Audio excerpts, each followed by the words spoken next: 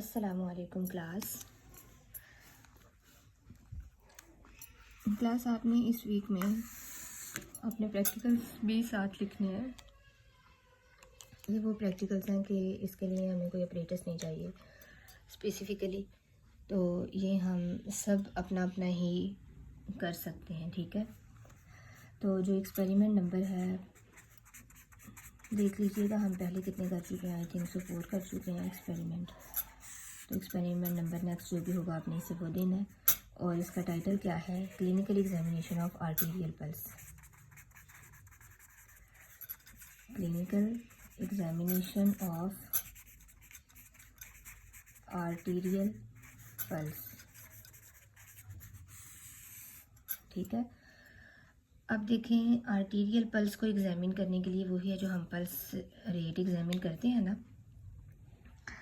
तो बिल्कुल वैसे ही करना है। आप लोगों ने क्या करना है इसके लिए, सब ने अब आर्टीरियल पल्स जो है बहुत सारे बॉडी की जो पॉइंट्स हैं, मेन जो प्रेशर पॉइंट्स होते हैं, वहाँ से हम आर्टीरियल पल्स को मॉनिटर कर सकते हैं। फॉर एग्जांपल रेडियल आर्टरी के थ्रू, फिर ब्रेकियल आर्टरी के थ्रू, फिर फेमोरल आर्टरी के थ्रू होती है, कैरोटिड आर्टरी के थ्रू होती है, एंड सम मोर।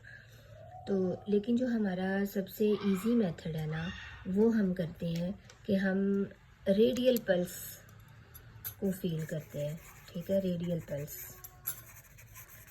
अब वो हमने कैसे करनी है ये मैं आपको बता देती हूँ, और आप सब ने अपना अपना इसी तरह करना है। It is felt by the 3 fingers और 2 फिंगर्स। ठीक है, तो आपने लेफ़्ट हैंड रिस्ट के साथ, ये देखें ये थंब है, और थंब की एडजेसेंट यहाँ पे ग्रूव, यहाँ पे रेडियल आर्टरी आ रही है, इसको आपने फील करना है। आप यहाँ पे थोड़ी सी अपनी फिंगर को प्रेस करेंगे, इन 2 फिंगर्स को ले लें, 3 फिंगर्स ले लें, आप इसे प्रेस करेंगे तो आपको पल्स फील होने स्टार्ट हो जाएगी। ठीक है ना, ये प्रेशर पॉइंट्स हैं। तो ये आपने 1 मिनट स्टॉप वॉच ऑन करनी है जब इसकी आपने रीडिंग लेना स्टार्ट करनी है, रिकॉर्डिंग स्टार्ट करनी है 1 2 3 के कितनी पल्सेस आ रही हैं 1 मिनट में। ठीक है, तो इस तरह से ये जो ग्रूव बनेगा यहाँ पे थंब के बिल्कुल इस तरह साथ, तो यहाँ पे 3 फिंगर्स और 2 फिंगर्स आपने प्लेस करके सब ने अपनी अपनी पल्स मॉनिटर करनी है। ठीक है, तो 1 मिनट में जितना आपका पल्स रेट आएगा, ठीक है, पल्स रेट जितना भी आपका आएगा, फॉर एग्जांपल 80 85 90 80 पल्सेस पर मिनट आपने लिख देना। यही क्या है, ये पल्स रेट हो जाएगा हमारा। Got it. तो सब ने अपनी आर्टीरियल पल्स इसी तरह मॉनिटर करनी है। अब मैंने अगर आपको सेंड करूँगी उस पर रिजल्ट 80 पल्सेस का लिखा हुआ, तो आपने जितनी भी आपकी 82 आई हैं, 90 आई, किसी की 100 आ जाती हैं पल्सेस, तो उसने अपना अपना पल्स रेट लिखना है। ठीक है, रिजल्ट में सिंपल मेरे वाला ही 80 नहीं लिखना, जैसे मैंने कॉपी में लिखा हुआ तो आप 80 लिखते जाएं, अपना अपना ही सब ने पल्स रेट उसमें लिखना है। Got it. छोटा सा प्रैक्टिकल है, बिल्कुल छोटा सा। अब पल्स रेट को मॉनिटर करते हुए आपको क्या पता चलता है कि यार ये नॉर्मल है, मतलब अंदर कोई, इसके अंदर कोई भी एबनॉर्मेलिटी नहीं है। फॉर एग्जांपल कोई पल्स स्किप नहीं हो रही। आप जब मॉनिटर करेंगे तो आपको पता चलेगा कि एक ही सेम टाइम इंटरवल के बाद पल्सेस आ रही हैं, तो इट मीन्स कि पल्स रेट जो रिदम है वो प्रॉपर है, नॉर्मल है, जो रिदम है वो नॉर्मल है। ठीक है, फिर वॉल्यूम प्रॉपर है।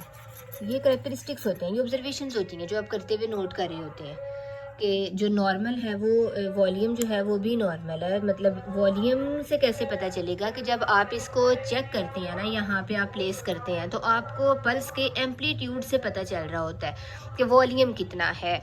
जब भी आप इसके पल्स को मॉनिटर करेंगे तो आपको क्या पता चलेगा कि अगर बहुत फास्ट चल रही है ना पल्स, तो इसका मतलब है कि उसका एम्पलीट्यूड ज़्यादा है। फास्ट मीन्स के आपको फील होगी यहाँ प्रेस करने से।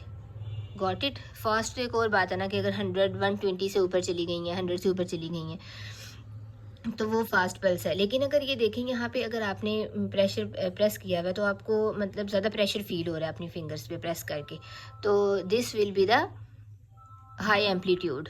तो इस तरह से आप लोगों ने अपनी पल्स को जो है वो मॉनिटर करना है सब ने।